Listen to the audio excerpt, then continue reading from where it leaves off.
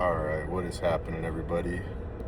Just finished up the pull session a little bit ago, like 10 minutes ago. Just catching my breath out here in the parking lot a little bit. Solid workout. I think I forgot to do the assisted pull-ups at the end of the back portion of the pull. But that's okay. I did some extra little unilateral work on some of the exercises. On the Nautilus high row, I did some unilateral stuff with that, and I don't usually do that, so my back was a little bit extra cooked when I finished up, like the regular back portion. So, but yeah, it was pretty normal day. Started with the single arm pull downs to warm up my back, and then we did that neutral grip, like wide bar pull down that I've been using. Those are solid. And then I did a set of reverse grip. I like to keep those in, just kind of like switching up the angle a little bit. And then from there I did the pullover machine, the Nautilus pullover that my gym has. I do those every back day. Those are kind of like a staple. And then we did the pull down machine like I planned. I did a couple sets of that, and then it was the Nautilus pull down, yeah, because I didn't have to use the hammer strength one. The Nautilus one was available today. And then from there it was barbell rows. So I did a little bit less weight than last week, but I kind of like kept my form solid, and I think I did like 13 or 14 reps, or it might not have been that many. I can't remember. It was a little bit more, it felt like more volume and like better form than last week with the heavier weight. So that was kind of why I dropped, because I set the 275 up and I did a couple feeler reps, and I was like, this feels a little bit heavy for today. And I just wasn't getting like great, like full stretch at the bottom, because it was putting a lot of load on my lower back. So I dropped the weight a little bit, and that's kind of, that's okay. Like, I'm not pushing numbers. I'm kind of just trying to get the best contraction that I can, because I kind of train more by how it feels, how the muscle's feeling, how I'm getting a good, if it's a good rep or not. I'm not like, tracking my numbers. I mean, I keep track of the numbers, but that's not the point of what I'm focusing on, if that makes sense. Like, eventually I am going to start getting stronger and stuff, and like I kind of focus on more reps with the same weight before I start moving weight up too. That's kind of like one of my philosophies of like training, is like, I'm going to push reps first, and then we'll increase weight kind of to where I get to a point where it kind of equalizes. Yeah, so I dropped the weight a little bit on the barbell rows, and then from there we did the chest supported T-bar row. And those were solid. I did, kind of like I was saying in the intro, I did like a pretty brutal heavy set. I actually got a pretty good amount of reps with that too. I think I did like 3 plates and a 25 on the T-bar, and it was solid form. Good reps. And then the next set we started with the same weight, and then we dropped the 25 off and kept going until like kind of like I couldn't do any more good reps. And then I did the standing T-bar row setup that they have at my gym. It's pretty cool. It's like it's kind of locked so it can't like pivot from side to side. It can only pivot up and down, which is nice, so I don't got to worry about like falling off balance from side to side with it.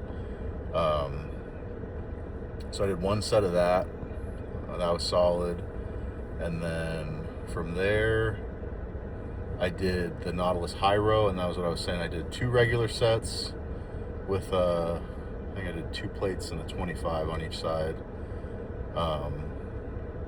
like double arm, going both at the same time. And then the last set I did unilateral with 1 arm each, and those were good. Those definitely fried my back. And then the last like heavy movement was the low rows, and that's usually what I finish with. I might want to start switching that around though. I usually finish with that exercise, but I feel like I could get a lot more out of it if I start with that maybe at the beginning, like after one of my like heavy free weight rows, like after a dumbbell or a barbell row. I'll have to think about that next week, but for today we finished with that. I only did 3 sets of that. I usually do 2 alternating with the seat high and the seat low, kind of because I get like it kind of like crunches up when I have the seat really high, so you're pulling from low to really high. And then when I set the seat lower down, it's kind of like more of a flat parallel to the ground pull. almost like, I'm sure there's a little bit of an angle to it, but it's not as steep as when I have the chair set really high. So that was like the last heavy pure back movement, and then we did Kelso shrugs again. I've been loving those. Somebody commented on a previous video and they were saying that they'd never seen those before, and those are, yeah, I love Kelso shrugs. They kind of let you do like a really good targeted like movement for your upper back and your traps, and you don't have to use like a lot of weight. Like, you can use a lot of weight, like I think I was using like the 110-pound dumbbells today, but like when I do them on my I do these on my dedicated shoulder day too, when I work out on my lunch break at work. And the gym that I go to over there only has like 75-pound dumbbells, and even with that you get a solid, solid activation. So it's not, you don't have to use a ton of weight, and it's a really good way to like keep the compression off your back, because like when I use the shrug box and stuff, like it's just like so much load that's transferring through your shoulders and your back, and it's not really like, you can get that load from other things, like when I do rack pulls and things like that, or like heavy barbell rows and stuff. Like, you can get that loading in other ways, like if you're trying to load up and like work your erectors, and like when your lat gets loaded up when you pick up something heavy. But as far as doing like shrugs like that, it kind of just doesn't, I don't see the benefit doing that every time. Like, I can do them sometimes, but like I just almost fishtailed through the parking lot. What the hell? It's crazy. But yeah, so Kelso shrugs were the last heavier movement, and then we did rear delt flies with the dumbbells, like free weights, seated. Those were good. That was another one where I kind of dropped the weight and increased the volume just because it felt good. It felt better than doing, because I tried it out with the I think it's like 37.5-pound dumbbells. I don't like going super heavy with rear delt flies too, because your rear delts don't need a ton of weight to get like a good pump. But then I dropped it to 32.5, and I did like 25 reps per set, which was good. I think I did like 3 sets of those. So yeah, my rear delts were on fire. And then it was just biceps and abs. So for biceps today, it was just dumbbell curls. I do like those really good. Well, for me, they're really good. I don't know. So somebody else might have different results. Like, it might not feel as good, but for me it feels really good to get like a really high like curl and kind of pause at the top and like keep that external rotation with my wrist, because it kind of makes my bicep like flex out, and I feel like I get a really good pump like that. So I do those pretty slow and controlled, and then once I can't get any more like serviceable reps out of them, I start doing hammer curls. So then I kind of, I fry the bicep doing hammer curls at the end, and then we did flat barbell curls, and I do those where like I curl all the way to my forehead and I pause at the top for like a second or two, and then come back down. So we did those, and then at the end of those, I also did a burnout set with reverse curls with the barbell. So those were good. It was like two back-to-back burnout sets with both movements. And then for abs, it's just the same thing I've been doing, hanging knee raises, a little bit of oblique knee raises, a little bit of side planks, and then normal front planks. So I didn't do the assisted pull-ups though. I said I was going to in the intro video, but I definitely forgot.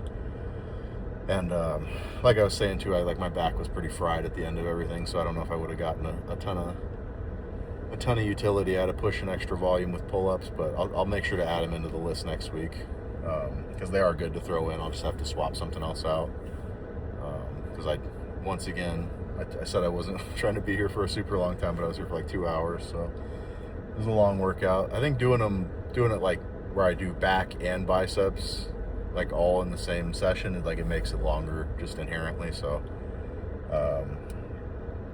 kind of unavoidable. And I do a lot of movements. Like I said, I was going to try and trim down movements, but it's just like my gym has so many good pieces that it's kind of hard to not do at least one set of something. Because like I said, I like hitting a lot of different angles on my back, just because your back is such, like, it's not just one thing. There's there's a lot of muscles in your back that you want to target. So I think more is definitely better with back, but there's like a point of diminishing returns, I guess, and I gotta fine tune it. But yeah, that was the workout. I think it was pretty good. I definitely I definitely feel pumped. So yeah, I think that's all I got as far as the workout. I gotta get home and get some food. I got 2 more meals left for today.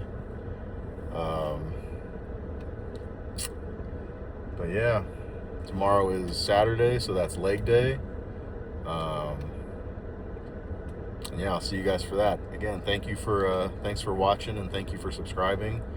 And if you've got any questions for me or comments or anything, yeah, just leave a comment and I'll try and get back to you. All right, I'll see you guys tomorrow.